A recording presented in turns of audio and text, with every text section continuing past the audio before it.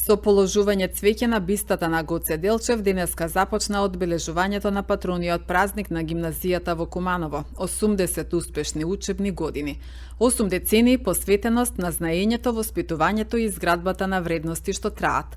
Низ генерации ученици и професори, гимназијата Гоце Делчев представува символ на традиција и квалитет, приказна и исполнета со знаење, труд и соништа претворени во успеси, велат од училиштето. Одбележувањето на јубилеот продолжи со отворање на изложба под наслов Ликовниот јазик низ генерации, со дела на поранешни актуелни професори по ликовна уметност и ученици кои што реализирале проектни задачи по ликовна уметност, представувајќи дел од успесите и традицијата на училиштето. Свечената културно-уметничка програма со музички и драмски изведби и рецитали ја одбележа заедничкото учество на генерации ученици, кои што ги представија гимназиските насоки и предмети, потврдувајќи го континуитетот на вредностите што ги негува гимназијата Гоце Делчев во Куманово. Денеска е многу значаен ден за нашето училиште, одбележување на патрониот празник, на кој што ја одбележуваме и 80 годишнината од 80 генерации успешни завршени во ова училиште. Од почеток од 1 септември веќе ја одбележуваме ова значајна за нас манифестација во текот на годината со многу реализирани проекти кои што се во чест на овој јубилеј. Ке го истакнам 25 години од постоење на билингвална француска паралелка што беше одбележан во месецот ноември.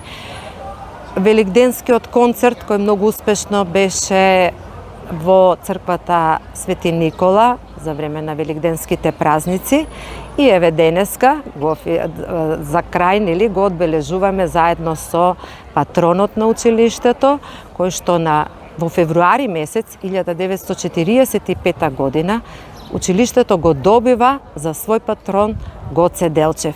И ние верно, овие толку години, 81 година, го носиме ова име на нашиот патрон. Покрај положување на цвеќето, кој што гледате дека многу делегации дојдоа и го чествувавме заедно овој дел од патрониот празник, сега во 12 часот ја отвораме ликовната изложба на уметници, поранешни наши наставници, ученици и денешни ученици кои што имаат реализирано проектните активности, односно матурски теми за ликовното изразување.